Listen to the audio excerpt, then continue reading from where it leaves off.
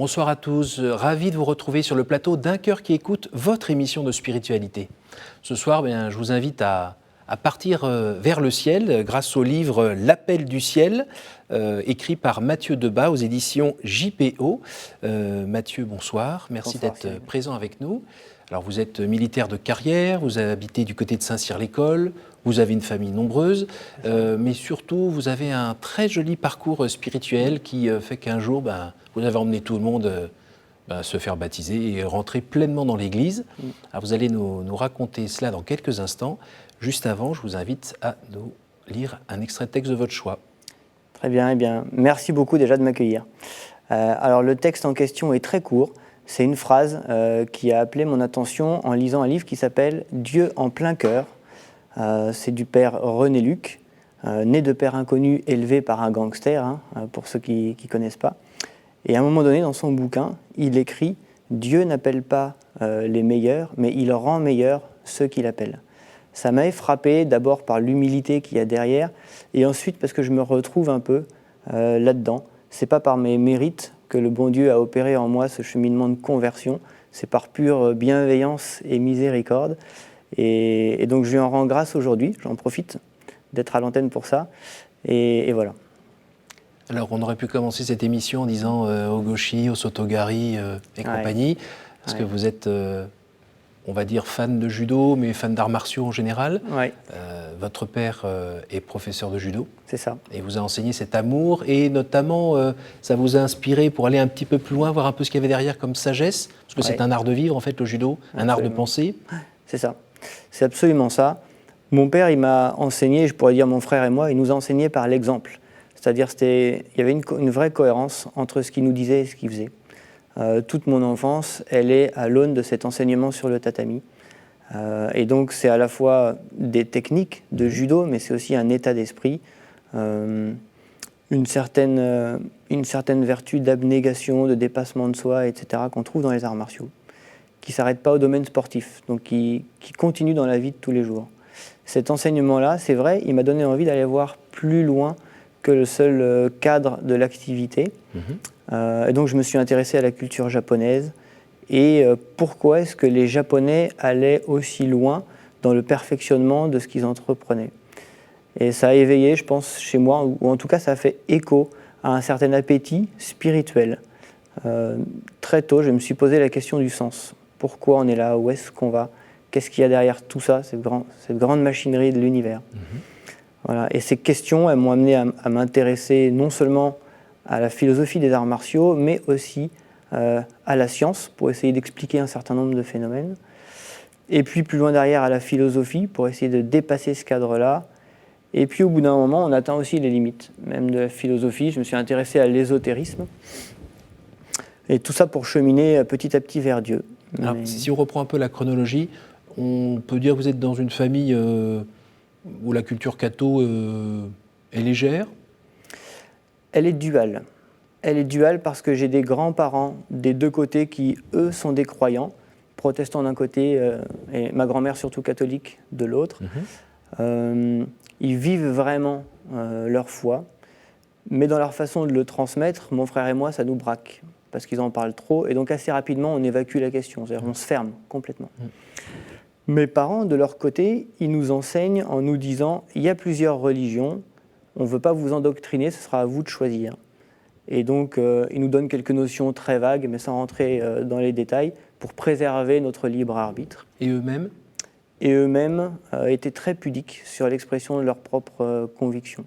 Je pense qu'aujourd'hui, ils sont en cheminement, mais voilà, je ne veux pas m'exprimer à leur place sur ce sujet-là. Et votre frère a réagi un peu comme vous? Pas du tout. D'accord. Il s'est intéressé à la fois, il a posé des questions, mais il chemine de son côté et à sa façon.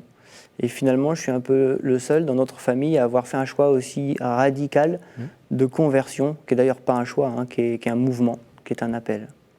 Vous dites bien à un moment qu'il y en a un peu marre de cette grand-mère qui est toujours en train de parler de Jésus dans tous les coins. Et donc, ça a été un mouvement de rejet. Vous avez quel âge à peu près à ce moment-là? Quand je suis enfant? Quand votre grand-mère a un discours qui vous... Dès tout petit, et puis je pense qu'à vers l'âge d'une dizaine d'années, on a fermé la porte à ce sujet-là, quoi. Et vous avez le souvenir d'avoir vraiment fermé la porte? Oui, c'est-à-dire que dès qu'on commençait à en parler, je dis écoute, c'est bien, tu as tes croyances, maintenant laisse-nous tranquille. Quoi. D'accord. Voilà, je pense que ça n'a pas été simple pour elle, parce qu'elle voyait ses petits-enfants pas élevés dans la foi qui, elle, la faisait vivre au quotidien. Et donc il y a certainement une souffrance qu'elle n'a pas avouée, qu'elle a dû commuer en prière et qui a contribué à déboucher à ce que moi je vis aujourd'hui.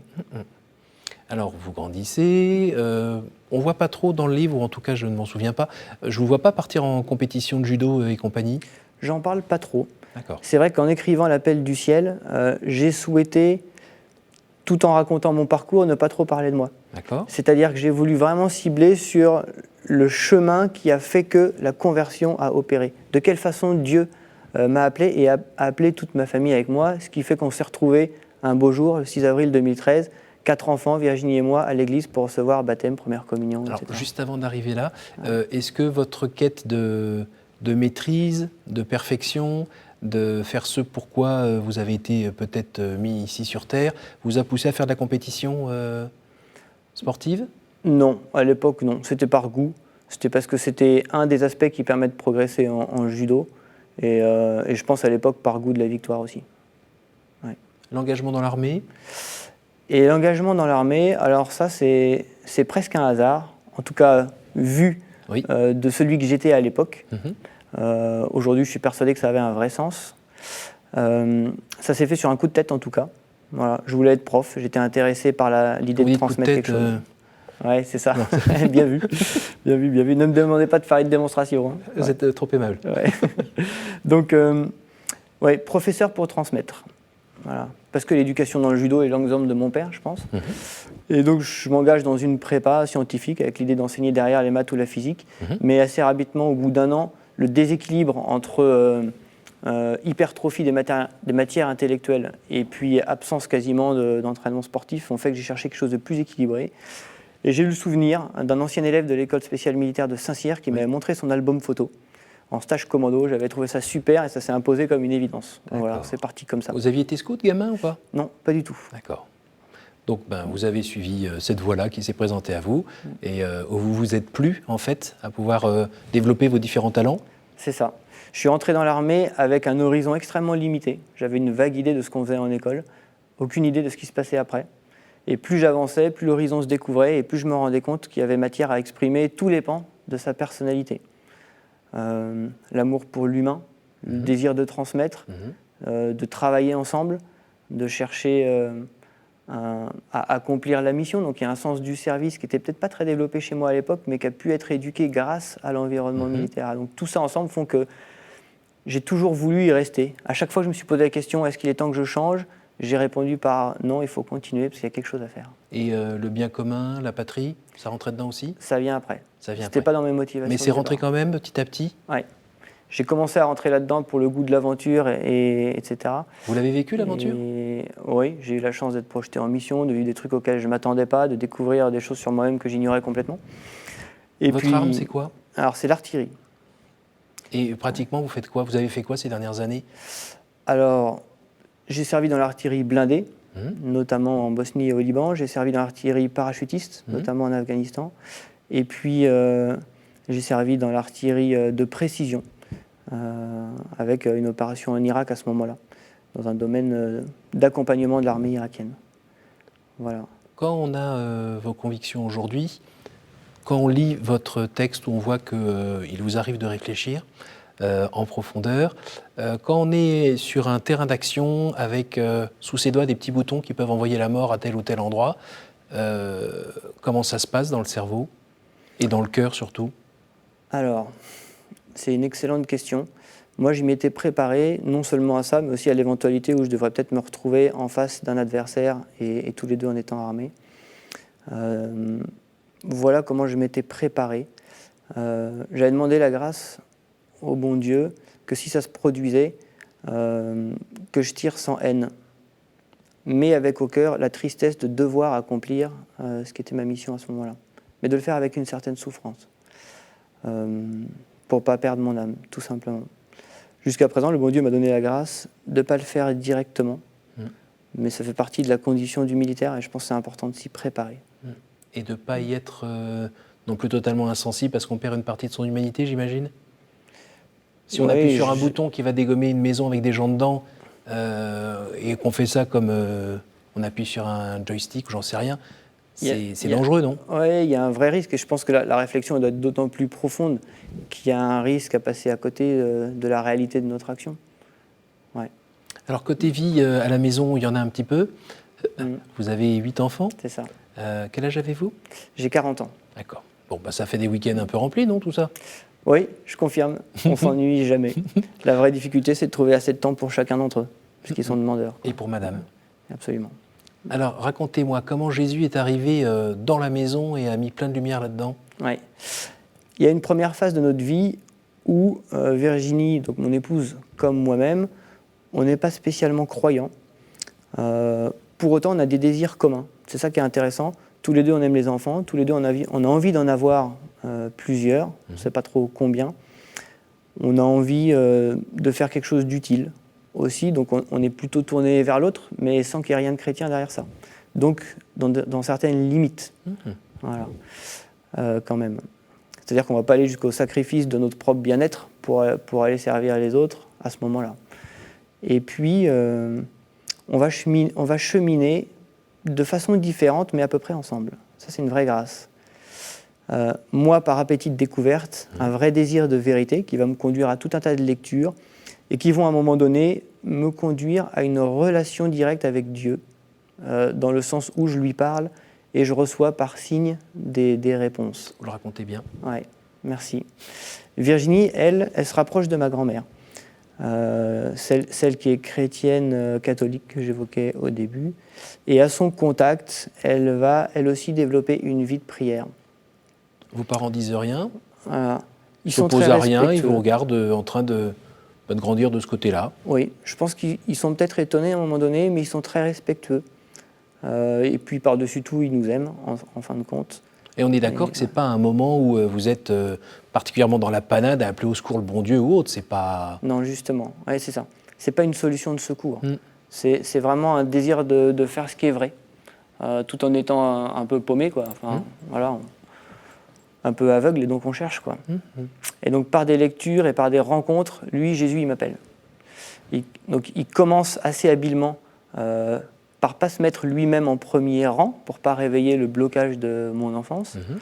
En revanche, il m'amène à avoir cette vie de prière, de dialogue avec Dieu, qui se traduit par un sentiment très riche de plénitude par moment. Et puis, petit à petit, lui, Jésus, il va entrer dans ma vie, toujours par des lectures. À un moment donné, je donne un exemple, on se balade sur un vide-grenier, c'est en montagne, et puis il y a ce bouquin de Mauroy qui traîne sur une vieille couverture par terre, au milieu de quelques jouets, La vie de Jésus. Et j'avais l'impression que le livre me regardait. Je passais à côté, je n'avais pas l'intention de l'acheter, quoi. Et le bouquin, et même quand j'avais le dos tourné, je sentais le regard du bouquin derrière moi. Ça paraît idiot, mais c'est physique. Et donc je me suis retourné à 2 €, paf, je l'ai acheté. Et en le lisant, Mauroy, il donne des considérations personnelles sur Jésus. Il suppose que le lecteur connaît bien les évangiles, ce qui n'est pas mon cas. Je connais Jésus de nom, je suis incapable de dire ce qu'il a fait. Et donc ça me donne envie de le connaître mieux. Et c'est là où je vais décider de lire les évangiles. 15 ans plus tôt, j'avais essayé, je n'avais pas fini la généalogie de Jésus, que ça m'avait barbé. Là, je me replonge dedans, et là, il se passe quelque chose d'assez extraordinaire. Chaque parole que je lis me capte l'esprit comme magnétiquement, et je sens en moi-même que c'est vrai et qu'en fait, j'avais toujours su. Et donc là, la relation au Christ par l'Évangile devient quelque chose de physique, c'est une vraie expérience. Et donc, l'unité de votre personne, c'est pas juste le cerveau qui tourne, c'est pas juste le cœur, c'est tout en entier. Oui, et c'est très important ce que vous dites là, parce qu'à un moment donné, dans mon chemin de conversion, il va y avoir une dichotomie entre l'âme et la raison. Je vous écoute. Alors, on continue, on marche avec vous. Ce parcours de conversion, il n'est pas tout rose. Il a même été à un moment donné extrêmement difficile. Parce que, sans raconter toutes les étapes qui sont citées, qui sont narrées dans le bouquin, je sens que mon âme, mon cœur m'appelle à aller vers Jésus. Et à un moment donné, aller vers Jésus, c'est aller vers le baptême. Et c'est remettre en cause tous les blocages qui étaient ancrés en moi. C'est affronter le regard de tous les gens à qui j'avais expliqué que le baptême servait à rien. Oui. C'est une vraie remise en question. Et donc là, ma raison s'oppose à ça. Ensuite, quand je quand je prie le Seigneur, je me sens bien. Quand je pense à beaucoup de gens autour de moi qui s'affichent comme chrétiens, mais qui pour certains, dans leur comportement, me semblent être à l'opposé des valeurs chrétiennes, j'ai l'impression de m'avancer vers une communauté qui ne me ressemble pas à ce moment-là. Et je prends beaucoup de précautions en le disant, parce que c'est le cas d'une minorité de personnes dans la communauté des chrétiens, mais peut-être une minorité qui à ce moment-là pour moi était visible. Est-ce que c'est une manipulation du démon pour me rebuter? J'en sais rien, mais toujours est-il qu'à ce moment-là c'est difficile. Alors je glisse quand même dans ce que vous racontez, un passage un petit peu de combat, je dirais, physique, où à un moment vous êtes allé voir un petit peu, dans la période où vous ne connaissiez pas très très bien encore, vous êtes allé voir un petit peu des gens qui vous proposaient des expériences plutôt ésotériques pour être en contact avec l'au-delà, et notamment avec cette invitation à rentrer dans un cimetière et à dire que la personne la plus importante se présente à vous, et vous allez le faire. Voilà. Eh ben, sur le moment, il n'y a rien. C'est très bizarre ce truc-là. Alors effectivement, ça c'était dans la phase désir de connaître et de comprendre, et donc la partie un peu ésotérique avec mon frère et Virginie, on va avoir une conférence à Paris, et le gars dit ça, la fin des temps est proche, il est urgent de se mettre à la spiritualité, et une bonne façon de communiquer avec les esprits, c'est de dire je veux voir ce qui est important dans un cimetière. Bon, facile à faire. Voilà. Et donc à l'occasion d'une visite à la grand-mère de Virginie qui est enterrée à Rennes, j'essaye ce truc-là. Il ne se passe rien sur le coup, j'essaie de m'ouvrir, etc. Et sauf que je vais être attrapé la nuit par une drôle d'expérience où je me réveille au milieu de la nuit, figé, incapable de bouger, avec les bras écartés, aucun contrôle sur moi-même, et le sentiment qu'une présence cherche à entrer en moi par le plexus. Très désagréable. Dans un état de demi-lucidité, du sommeil? Non, vous vous sentez très, très clair et très lucide? Oui, j'avais vraiment l'esprit clair. Virginie dormait à côté de moi. Donc impossible de reprendre le contrôle, et je me sentais menacé. Et donc pour m'en sortir, il a fallu que comme dans les arts martiaux en fait, que je rassemble mon énergie et que je la libère d'un coup avec un cri, ce qui a eu pour l'effet de la réveiller, et moi de me libérer. L'expérience s'est reproduite 2 semaines plus tard, exactement la même, mais cette fois-ci j'étais beaucoup plus rapide à réagir. J'étais en nage à ce moment-là. Et après c'était terminé. Donc j'avais le sentiment d'avoir expulsé une menace à ce moment-là. Comme vous n'avez pas le profil d'un type complètement mytho, comme on dit aujourd'hui, on parle de cette expérience-là pour dire que vous pouvez témoigner qu'il faut faire gaffe de ne pas aller trop fricoter avec ce genre de choses, parce qu'il y a quelque chose, il y a quelqu'un, on ne sait pas qui, en face, c'est pas juste des mots, c'est pas juste de l'imagination. C'est vrai, c'est le risque quand on a une pratique religieuse liturgique qui en parle beaucoup, finalement de ne pas se rendre compte de la réalité qu'il y a derrière. Je pense qu'il y a un risque à ça. Alors pardon pour cette parenthèse, on revient direction baptême. Oui, c'est ça. Et donc le chemin pour le baptême, donc à un moment donné je décide d'avancer vers le baptême, et donc le combat entre la raison et l'âme que j'évoquais tout à l'heure, avec des moments de doute extrêmement forts, qui allaient jusqu'à m'empêcher de dormir, ce qui ne m'arrivait pas, je dors très très bien, si les enfants ne me réveillent pas, et des périodes un peu d'euphorie. Donc le chemin c'est ça, c'est une espèce de sinusoïde avec des creux et des bosses. Et le point d'orgue, ça arrive une nuit, donc encore une expérience de nature spirituelle, où je me réveille, je me sens pas bien. Notre petite Sibylle, la 4e à ce moment-là, qui faisait passer nuit, pleurait, donc je vais la chercher. Je l'ai dans les bras, je fais les 100 pas, mais je me sens que je suis pas bien. C'est comme si j'avais une présence dans le dos, entre les omoplates, une présence sale, comme si j'avais moi-même commis des crimes et que ma conscience me torturait, si vous voulez. Sauf que j'avais rien, à mon avis, rien fait de spécial, quoi. Voilà, et donc c'était quelque chose d'étranger en moi qui s'immisçait et qui était en train de me tirer vers le bas avec une force incroyable. Et je me sens vraiment pas bien, je commence à me cogner contre les murs par dépit, parce que je pense que je paniquais. Virginie se réveille, s'en rend compte. Mais c'est pas vous, ça? Non, elle me prend Sibylle, elle me dit va te prendre une douche froide. Je le fais, ça change rien. Je fais les 100 pas dehors, on était au mois de novembre. Et la prière, c'est pas venu à ce moment-là? Non, j'y pense pas tout de suite. Je pense que j'étais un peu paniqué. Et puis je pensais pas forcément à un truc spirituel, en fait, je savais pas ce qui m'arrivait. Si vous voulez. Et puis toutes les aiguilles qui se mettaient à bouger dans tous les sens. Et vous saviez plus où était le nord. C'était. Oui, perdu devant la nouveauté du truc. Et donc je finis par m'asseoir dans un fauteuil et par prier le Notre Père. Et à ce moment-là, l'effet a été immédiat, c'est-à-dire que cette présence sale s'est affaiblie, s'est transformée en picotements qui sont remontés le long de la nuque et a disparu complètement. Et donc à ce moment-là, je ne savais pas ce qui m'était arrivé, mais j'avais une certitude, c'est que Jésus était venu me sauver. Voilà.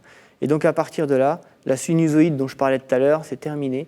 C'est-à-dire j'ai compris où était la vérité vers laquelle je devais me tourner, où était mon salut, à qui j'étais reconnaissant de m'avoir sauvé. Et donc je suis avancé vers le baptême en écoutant mon âme et non plus ma raison. Et là, vous avez embarqué tout le monde. Pas de force, c'est-à-dire que dans le même temps, Virginie vous avez invité les enfants. Oui, ça s'est fait assez naturellement. Oui. Les enfants étaient dans une école avec des copains qui priaient, donc par mimétisme, ils s'y sont mis. En fait, tout le monde a développé un peu une vie de foi à ce moment-là. Pas à la même vitesse.